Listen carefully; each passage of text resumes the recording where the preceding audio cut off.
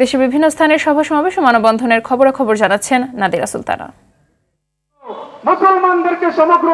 ফিলিস্তিনে ইসরায়েলের নৃশংস গণহত্যা ও বর্বরোচিত হামলার প্রতিবাদে বরিশালে ইসলামী ছাত্র শিবির ও তৌহিদি ওলামা জনতার ব্যানারে মানববন্ধন অনুষ্ঠিত হয়েছে।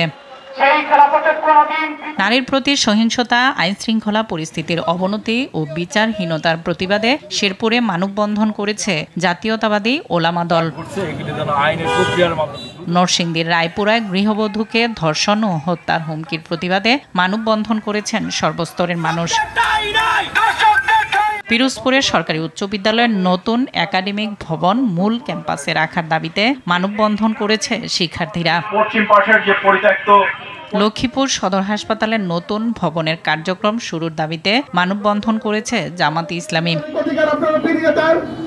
কুমিল্লায় তনু হত্যা বার্ষিকীতে ভিক্টোরিয়া কলেজের স্মৃতিচারণ ও দোয়া মাহফিলের আয়োজন করা হয়েছে। 5 দফা দাবি বাস্তবায়নে দিনাজপুরে মানববন্ধন স্মারকলিপি দিয়েছে মসজিদ ভিত্তিক শিক্ষা ও গণশিক্ষা কার্যক্রমের শিক্ষক সহ কর্মীরা। মানববন্ধন করা হয়েছে লালমনিরহাট, ময়মনসিংহে। বেশ কয়েকটি দাবিতে বরিশালের সংবাদ সম্মেলন করেছে বেসরকারি স্কুল, কলেজ ও মাদ্রাসার শিক্ষক কর্মচারীরা। ফেসিবাদের ষড়যন্ত্র থেকে দেশকে রক্ষা করতে দ্রুত নির্বাচনী রোডম্যাপ ঘোষণার আহ্বান জানিয়েছেন বিএনপির কেন্দ্রীয় নির্বাহী কমিটির প্রচার সম্পাদক সুলতান সালাউদ্দিন টুকু। টাঙ্গাইল সদরে ইফতার মাহফিল ও ঈদ সামগ্রী বিতরণ অনুষ্ঠানে তিনি এসব কথা বলেন। আশুলিয়ার তৈয়বপুরে বিএনপির দোয়া ও ইফতার অনুষ্ঠানে উপস্থিত ছিলেন ঢাকা 19 আসনের বিএনপির সাবেক সংসদ সদস্য ডাক্তার দেওয়ান সালাউদ্দিন বাবু। চট্টগ্রামের বরকলে এলডিপির ইফতার ও দোয়া মাহফিলে অংশ নেন উপজেলা এলডিপির সভাপতি মোতাহের মিয়া। চট্টগ্রামের লোহাগড়ায় উপজেলা জামাত ইসলামীর ইফতার মাহফিল অনুষ্ঠিত হয়েছে। দেশ নিয়ে এখনও গভীর ষড়যন্ত্র চলছে বলে অভিযোগ করেছেন বিএনপির কেন্দ্রীয় সাংগঠনিক সম্পাদক শামা ওবায়দ ইসলাম রিঙ্কু। ফরিদপুরে যুবদল আয়োজিত ইফতার ও দোয়া অনুষ্ঠানে তিনি এসব কথা বলেন।